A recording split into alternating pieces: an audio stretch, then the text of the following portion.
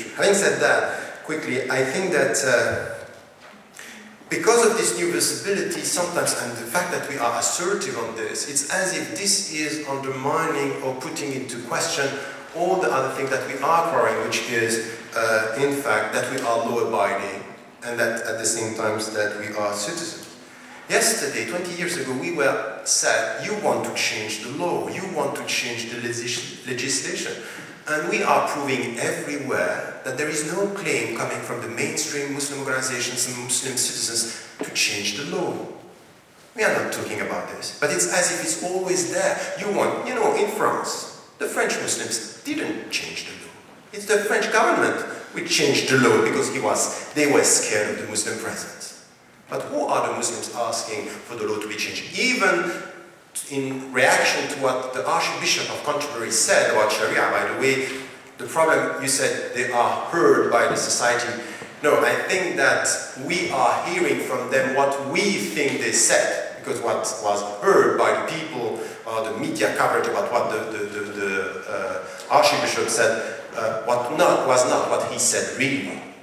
And this is something which is also important, that sometimes, because he used the concept of Sharia, oh yes, Sharia, that's it. He means that they want specific laws. He never said that.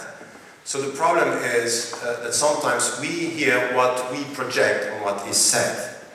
It happened, by the way, I had a meeting this morning about women, and I was facing exactly the same problem. Saying, I never said that, and what are you listening to? It's not exactly what I said. And as it was said, I'm always repeating and repeating this, some people continue to say, oh, double toe, be careful. I'm just pushing the people who are listening, be careful, it may be a double hearing. So be careful not to be selective in the way you are listening to the people. So here, just to highlight some of the fields where we have to work. Things are happening, and they are happening very quickly. And I'm not at all hesitating to speak about silent revolution, and this is something which is quite important for me, in the Muslim mindset, in the perception they have of the environment, and even of the religion. Still, I think that if you are having something like an intellectual probity, when you deal with the Muslim communities from within, you still understand that you have challenges that are religious and cultural. So, things are happening, they are citizens, they are European citizens, they are European Muslims, yes, but we still have to deal with some internal problem as to the Islamic discourse, some readings of the scriptural sources. We have this. We cannot deny the fact that from within there are tensions. And this is something which is quite important. Our experience in Europe and my own experience helped me a lot to come to a better understanding of this very difficult relationships between religion and culture. Being able to say something which is simple to say, difficult to deal with. There is no religion without culture, no culture without religion, but religion is not culture, so you have to try to find a way in which way you come back to the scriptural sources, and with the text you challenge the cultural understanding. Which is at the same time to say to someone, you may be a Muslim, but you are not asked to remain a Moroccan or Pakistani. Use the text to challenge what is wrong in the Turkish, Arab culture, and take from the European culture what is good. This dialectical process is not an easy one. And we are dealing with this now. It's happening now. And I am asking my fellow citizens, look at it as it is happening. Don't be obsessed with the people who are rejecting the West, but look at the people that from within this process are now producing new thoughts. They may be thoughts that you like, they may be thoughts that you don't like, but this is those thoughts and you have to respect them. This is the way. You know, if you want to remain who you are, I'm facing also, you know, some statements like this and say, I want to remain who I am, so I am a Muslim trying to face the contemporary challenges. And the answer I got from people say, be careful with this guy because he doesn't want to modernize Islam, he wants to Islamize modernity. I said, okay, come sit and tell me, what do you mean by modernity? The only way to be modern is to be a European modern as you think European is, or the European culture is. What does it mean? I can be, a tradition is not something which is static of the past and modern is European of today. I can come with something which is roots from within my tradition and deal as a modern human being. But I'm challenging maybe, and this is what you said, your idea of what modern is all about and modernity is all about. So religious and cultural also is something which is quite an important challenge, and this is happening now. So I'm not denying the fact that there are fields from within for the contemporary Muslim conscience that we have to deal with, and we are trying, and it's moving very, very quickly. If only we study this new thoughts and new discussion. And these tensions between literalist, reformist, Sufi, rationalist, this is just incredibly important.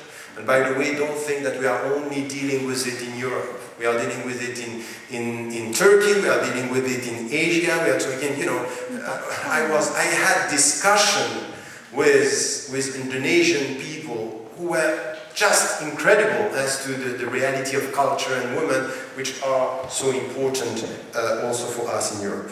Having said that, these are the internal challenges, and then I just want to say three things about now our connection with the surrounding societies in Europe. There are three L's that are important and that we can see now at the grassroots level, and they are more and more a reality for the European Muslims. The first one is really understanding laws and legislation of the countries, and as I said, law-abiding, but understanding how it works, because this is something which is important.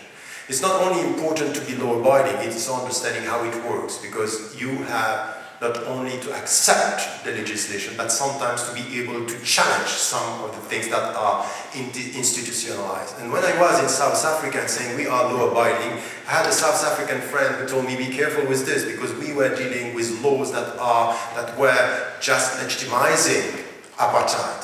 And we understood, because we were South African, how to deal with it and say, we cannot accept this. And I think that this is the good way to be citizen. Law-abiding, but adding to this the deep understanding of how it works, how legislation and laws are enforced and work. The second is language. And once again, you can see now within the Muslim communities and the Muslim citizens a very high and more command of the language of the country. And this is something which is quite important for us also. If you have to be a citizen, if you have to be free, if you have to be autonomous, if you have to contribute in your society, but not only this, to be respected, there is no freedom without the command of the language of the country. It's not to please the Dutch that the people should speak Dutch. It's to be free. It's to be citizen. To please you, that's fine. To be respected and to respect oneself is something which is the starting point of the whole process. So good command of, French language, British, English, Dutch, all the European language, and this is happening. And the last thing is loyalty, the 3L. Laws, language, and loyalty. And loyalty is also something which is quite important, and it's happening now. Loyalty is not to be loyal to the Muslims, right or wrong, or loyal to the Dutch country or to the Netherlands, right or wrong. It's always a critical loyalty. The critical loyalty is, I'm going to be a citizen, and when it's right, but when it's wrong, and I'm going to challenge my own government. The problem is that when you are trusted within your society, you understand that your critical loyalty to your governments is something which is positive, because you are a true citizen, you are active, but when you suspect the people and you mistrust them, the critical loyalty is, oh, be careful, they are enemies from within, Trojan horses, working from within to change this. So I think that this is something which is quite important, is also to be able to understand loyalty is also always a critical loyalty to everything. This is what I call the duty of consistency.